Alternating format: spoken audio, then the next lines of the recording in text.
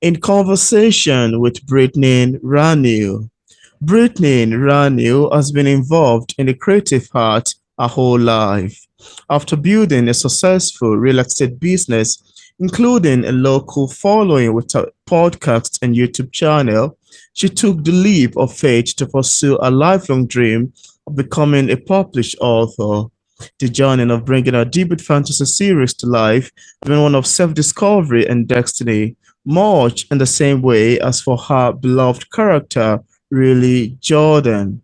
She hopes you too can find a little magic in your life, your true destiny awaits.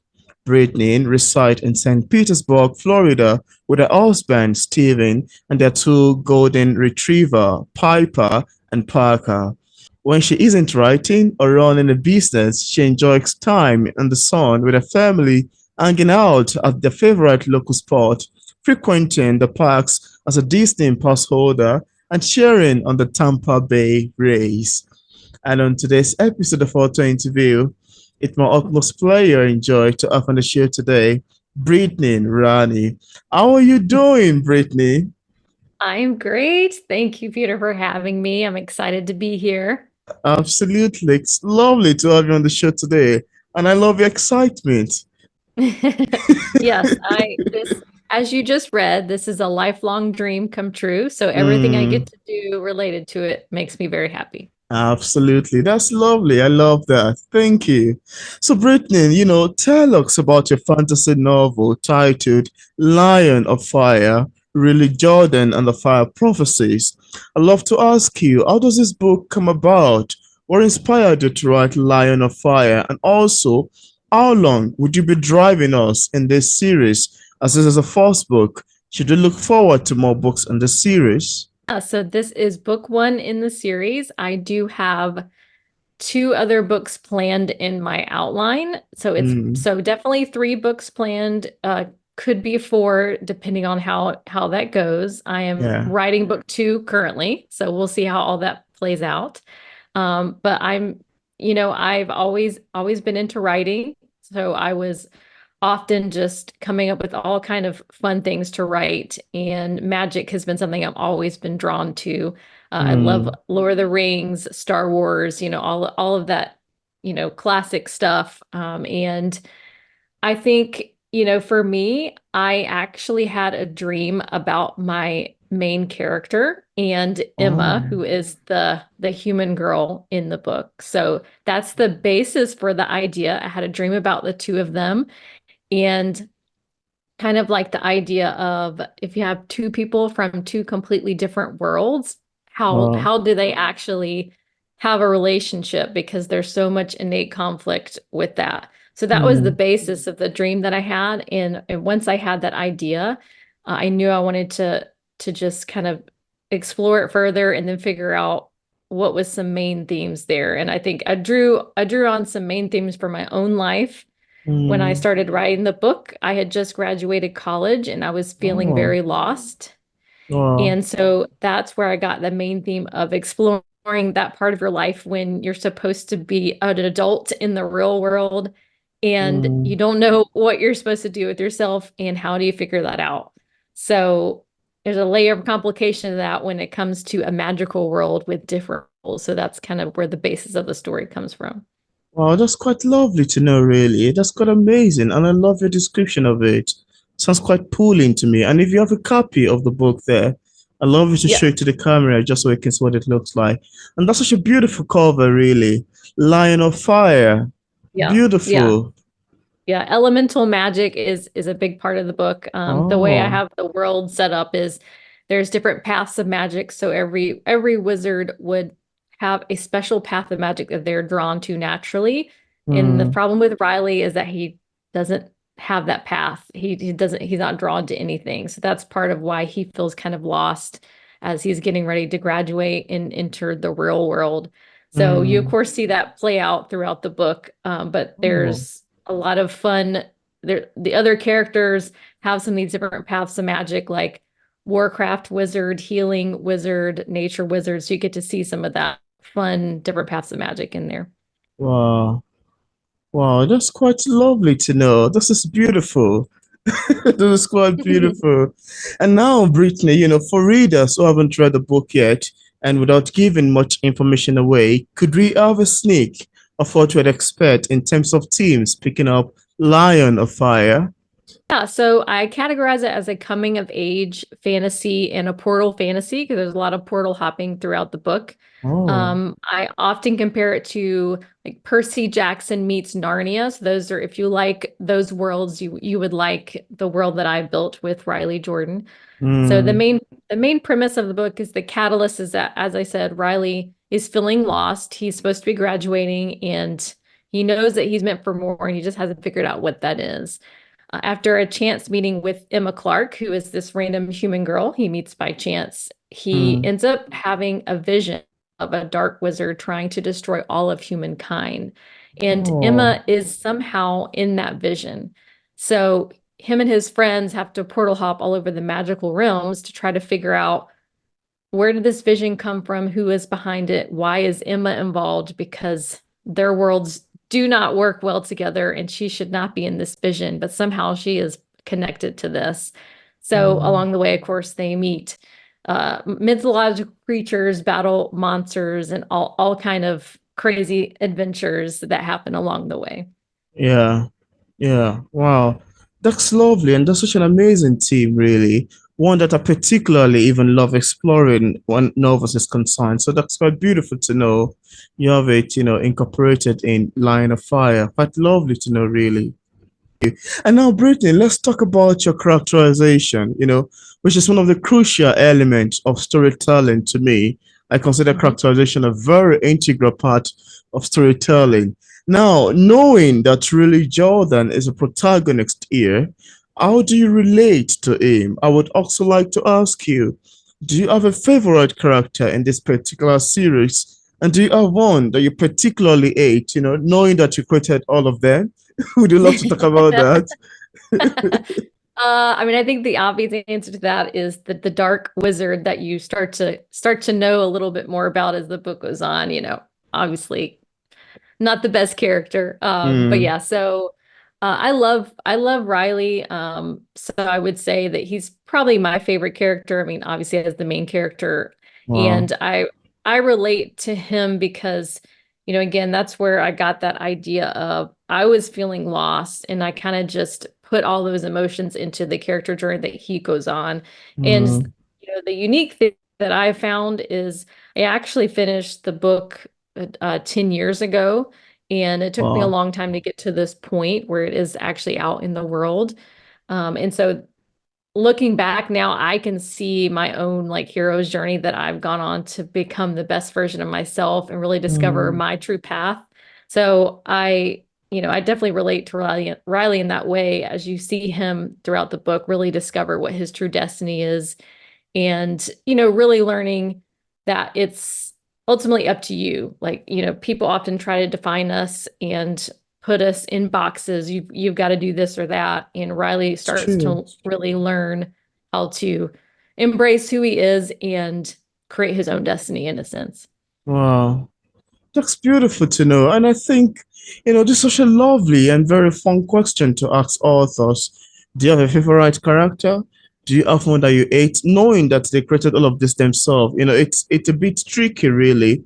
But I find it quite fun to, hear authors' perception of this. Like if I'm trying to force word out of their mouth. It's quite a very fun thing to ask. Really. Yeah. Thank you. Thank you for answering. Lovely to know your perception about this, really. Yeah, absolutely. Yeah, I mean, Yeah, I think we often learn a lot about ourselves yeah, as we read these stories and relate to characters. So it's a great way absolutely. to do that. Lovely. That's true. Thank you. And now let's talk about inspirations and ideas. I've always been fascinated and surprised by how authors, especially novelists like yourself, craft long sentences that makes, pages, that make chapters, and eventually interesting novel. And this always leave me thinking about how exactly they find the inspirations to bring these words together. Where did these things come from? Where did these words come from? Now, as far as writing is concerned, I'd love to ask you too, How do you get the inspirations and ideas for your book? Where do they come from? Yeah, I think, I do think there's a little bit of magic involved in that. It's hard to say where some of these things come from, a little bit of Exactly. a divine download, I like to call it. Wow. Um, but I think it's Wow. also important from a practical standpoint to make sure that you're creating space in your life to be open to those ideas. So Mm, by having time set aside to sit down and think and write, that's in brainstorm. I think that's what really has worked for me is making sure that I'm not moving along in life too fast, but to slow down and spend time with myself mm, and with my thoughts. I'm definitely an outliner, so I spend wow. time really writing through things, making points. Anytime I Wow. have an idea, pulling out my phone, making a note so I can go back to visit it Yeah. later. So, Yeah, that's beautiful. And I love the thought that you mentioned or call it divine download, which I think it's very it's such a beautiful word, really, because sometimes I just sit there and like, how did this thing come to be? Even sometimes when you ask this author, they were like, I don't know, Peter, yeah, just come to me. And I yep, just have to obey the voice. Like something is ringing in my head. Write me, write me, yep, write me. And, I just had to obey. So that's lovely. I love that divination, divine download. Beautiful, yep, yeah, definitely. beautiful. I Thank you, Brittany. Now, it took you 10 years from the time you finished the book to publish it, and that's quite a lot of time, a lot of years. Now, I'd like to ask you, what happened during that time that led you to finally publish this book? Would you like to talk about that? Yeah, I love talking about this because I think so many people can relate and learn from Mm. what I went through because ultimately I was experiencing a lot of fear around Oh, putting the book out into the world, fear of wow. what people might think. It's all those common fears, fear of rejection, and Wow. fear of the success, fear of the failure. So I was Mm. really letting the burden of all that stuff keep me from going after my dreams. And I needed to go on that journey of owning who I was as a person, becoming very comfortable with who I was as a person. And Mm. what I now try to, say to people that I talk to about this stuff is like, everyone has something valuable to say and everyone has a story to tell. And it may not be a fantasy novel, but everyone has something valuable to bring to the world. And so Yeah. to encourage us to be brave enough to speak. And I had to go through, all the ups and downs of life, the life lessons I learned to push me out of my shell. And, I can say that I run a real estate business, and I think that really helped me to push me out of my shell because it forced me Mm. to, run a business, grow it. And I moved from Alabama to Florida in the middle of all that. So coming to a new city, having to make new friends. So yeah, it pushed me out of my shell, and thankfully I finally became brave enough to put it out there. So here we are. Wow. Wow, that's quite encouraging, really, and quite motivational. And I'm hoping that viewers or whoever is watching this interview or in the middle of writing, a novel or a story or even have it written, but are afraid of how to go ahead and publish it, could find something to hold on to from your response. And I'm quite excited you finally overcame your fear. Me It's too. it's an amazing thing because fear can be very discouraging. It's like you wanted to do like, oh no, I don't think it's good enough. I don't think it's fine enough. But then that same words, somebody is waiting somewhere to read it. Yeah. Sometimes we can be our own worst critic. You were like, I'm not sure it's good enough. But then if you're to share with people, you find it very amazing. What you've written is quite lovely. So it's amazing on how to go about overcoming fear. And I so much love your response to this, and I'm hoping that viewers will find encouragement in it too. Yeah, I hope so too. That's again why I love to talk about that so that other people can hopefully avoid what I went through and, take steps to own who they are and share their story. Yeah, yeah, that's lovely. That's great. Thank you for sharing. And now, apart from Really Jordan and the Five Prophecies, do you have any other works you've authored or say currently working on? I am definitely really focused on writing book two of the series. So that's Oh, where I wow. spend my time with writing. I do have ideas for, because this is a world that I've built. So I have had some ideas for maybe a prequel type story Yeah, or maybe additional spin-off stories with different characters. So I keep those ideas, in a document so I have them, but my mind is definitely focused on writing book two because I've got mm, people waiting on me to write it. So wow. That's beautiful. That's amazing. And I look forward to that, really. Hopefully, when that is up, we'd love to have you back on the show to talk about it, and that'll be great, really. yeah, That's no, I love lovely. that. Yeah. Now, could you tell us what publishing is like for a published author like yourself? Are there any challenges you've encountered in the process of writing this book and also ever since it got published? Yeah, so that's also a little bit a part of the 10-year journey was I did try to query literary agents, looking to get a traditional book deal for about a year from Wow. 2013 to 2014 and it didn't have any success and that was also a discouragement to me. And what I decided a couple years ago when I started pursuing this path, having moved to St. Petersburg, Florida, there's a local company here that partners with authors to self-publish books. So it's St. Wow. Petersburg Press. So that's the imprint that's on the book. And they're amazing partners. So it was a way for me to have a trusted partner help me get a great finished product on the shelf, but I Yeah. retain creative control, and I'm able to get it out there without waiting for a book deal, a traditional book deal. So Yeah. that was my journey and I enjoyed being in control of that creative process and collaborating on this cover art. I mean, love the cover art. It's so beautiful. Beautiful. So yeah, Yeah.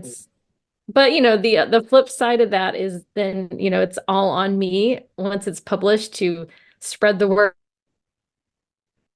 try to get bookstores to carry it and all that. So that's Mm, definitely challenging. And, staying up with social media, posting content, again, just trying to yeah. spread the word. So it's not without its challenging, and there's certainly days where I get discouraged. But then I have a podcast like this, or I have an event where I get to meet people and it Yeah. fills me up. So I think that's what's important to remember is it's about the consistency and it's about just to keep going. Because if you quit, you'll never get where you want to go. But if you Absolutely. stay the course, you will get there. It just probably won't look exactly how you thought it would be, but you will get Yeah, there. yeah, that's true. That's great, really. And I love your take on this. It's quite beautiful to know. Thank you for sharing. And now, is there anything that you'd love to share with the viewers about your book that we did not mention in this interview and you'd love the viewers to know?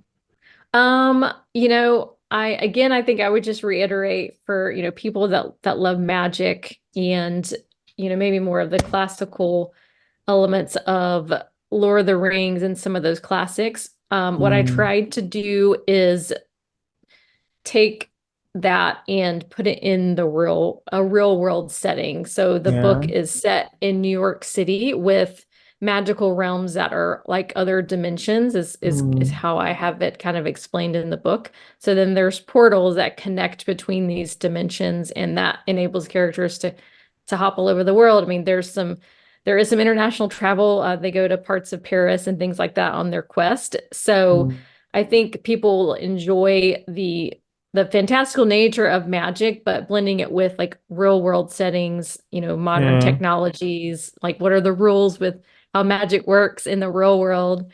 And, again, questing, battling monsters. I mean, it's all those fun elements of a very action packed, Hmm. fast paced adventure. Wow. Wow, this is beautiful. Thank you for this lovely addition. Yeah, to the book. Thank you for this lovely Yeah. addition. Love it. Now, as a published author, what sort of advice do you have for other writers who are still struggling to writing and publishing a book in your particular genre? What would you advise people in this category? Yeah, I think it does come back to what I was saying about staying consistent Yeah, because people, with anything in life, I think people they give up right before they can see a breakthrough. yeah, And I think it's important to remember that often things don't look the way that you think they will, because we can never control the outcome of all of that. We can never control the timing of any of that, but we can always control our thoughts and our actions. And by staying consistent, even if it's, messy action, just taking action day in, day out, mm, you will get to where you want to go. It's just absolutely.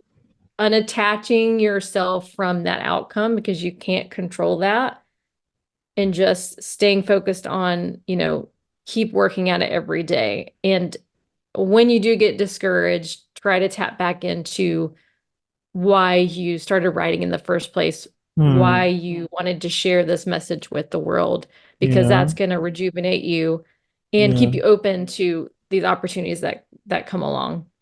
Wow. Well, I love your advice, really, and I'm hoping that viewers, including myself, would love to utilize it. So thank you so much for sharing. I love it. Yeah, my Yeah, pleasure. absolutely. And just in case we have some viewers who are currently watching this interview, I would love to get a copy of your book. On what platform is it available on for purchase? Yeah, so it's available online, traditional is like Amazon and, Hmm. Target online, all of those like main distributors. Um, again, it would be because I'm self-published, Yeah, there's physical copies in a lot of my area bookstores in Florida. Outside the state would be a challenge, so definitely want to order online for that. yeah. On my website, thefireProphecies.com, I've got all of that information, including links to Amazon and things Oh, like that. wow. And I do have some copies that I can mail for signed copies if anyone is interested, Hmm. in paying for that. I've got a form on my website for that too. That's great. That's great. And I left a link in the discussion part of this interview where interested viewers can get a copy of Brittany Ranew's books directly on Amazon and also on other platform. So thank you so much, Brittany, for accepting the invitation to be featured on P English Literature. It's awesome having this conversation with you. Thank you so much for having me. This is so much fun and I love sharing about the book and Yeah, hopefully get to connect with more people. absolutely. And other people will also fall in love with the book like I have. So Yeah, thank you. That was fun, really.